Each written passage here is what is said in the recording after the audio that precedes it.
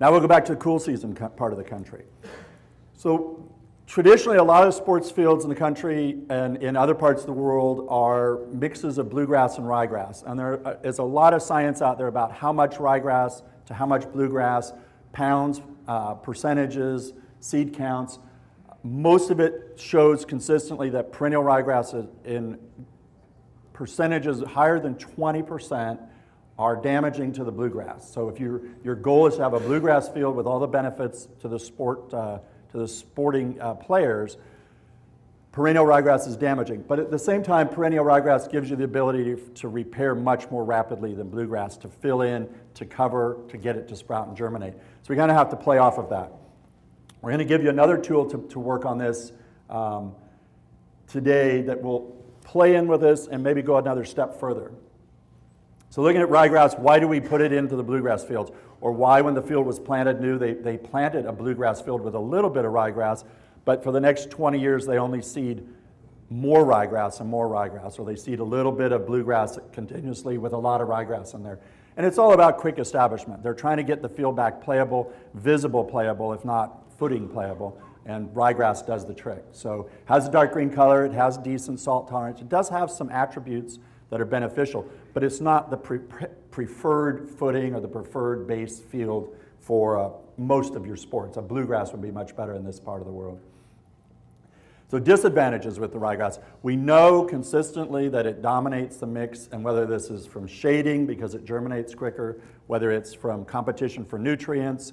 There are some research out that shows there's an allelopathy, a toxic substance that perennial ryegrass puts out that damages and stunts the bluegrass. The other factors are it has poor traction. Ryegrass is considered a slippery grass, so it's not as good a footing. You do need that bluegrass in there.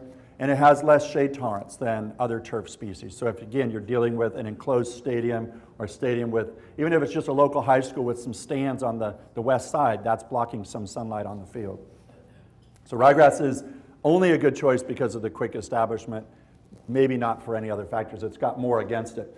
So what's the solution for this? Well, we sell the Champion Fine. You heard Jeff's talk using this in the South in overseeding. It's also a solution in some of the cool season areas. Rather than doing the repairs to a blue rye field with ryegrass, why not do it with ryegrass with some chewings fescue in it? We're in at times where the chewings fescue price is comparable to ryegrass. You have a double seed count, twice as many seeds as ryegrass, and you don't have as all of these issues with the ryegrass dominating. The fine fescue doesn't do that. So something to consider as a tool if you have sports facilities that are constantly griping about what the ryegrass is doing to their field, but it's the only solution they're aware of. This is a quick and easy solution for them to go with this type of a product, whether it's in our Champion Fine or in your own private label branding. We do these in mixes anywhere from 10, 20, or 30. My personal feeling, 20 to 30 makes a better, it works a lot better for the customer. 10%, you do get some benefits, but it's just not as significant as a 20 or 30%. And at a 20 or 30% by weight, the seed count is actually more like 25% chewings fescue up to 40% chewings fescue because of the higher seed count. So something to consider, this is the Kansas City Chiefs. Their main field is Tifway 419. They resod it every spring because the climate they're in, a transition zone climate, the Bermuda grass dies every winter. It ices up inside that stadium, completely dead. They put new Bermuda sod down. This year, traditionally, they just use ryegrass on the field for their winter overseeding. This year, they went with the Champion Fine with 20%.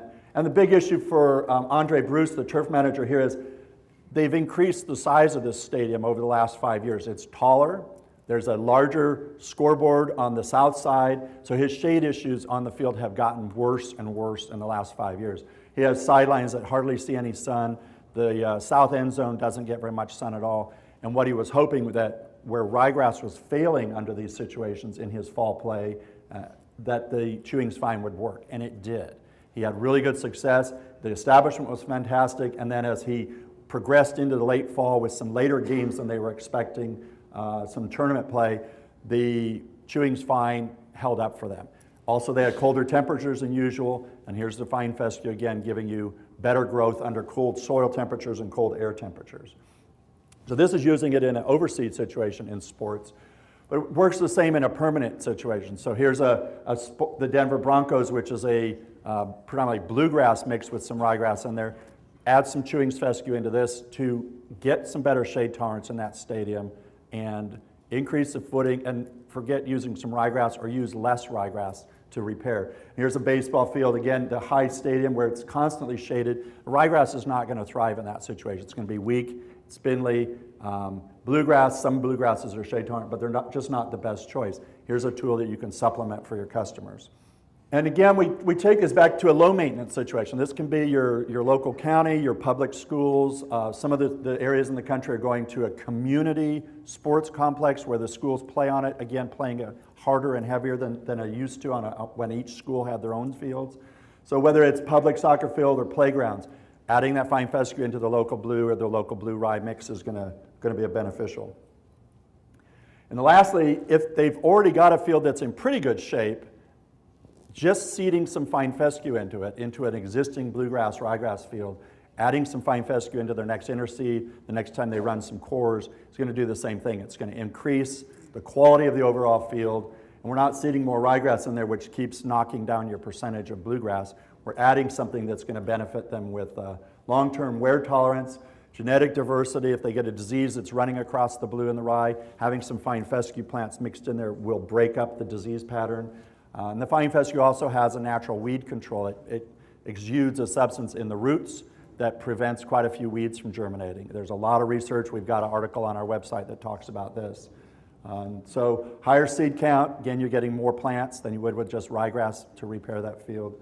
And wear tolerance.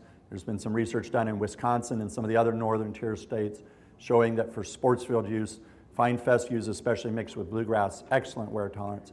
And long history of use in Europe for same thing. And probably the other factor with the fine fescues is this long-range idea in the world on going more green and more natural. Going without as much herbicides, without as much pesticides. The fine fescues play right into that and help solve some of your customers' problems. So that's what I have. Has anybody got any questions? I'd be glad to talk about them. We'll be at the trade show. We're just trying to keep you a little ahead on some ideas that maybe haven't been thought through, but you've always got customers with problems like this that some of the existing products can help solve. So I don't see anybody. Then I thank you for your time, and we'll go back to golf.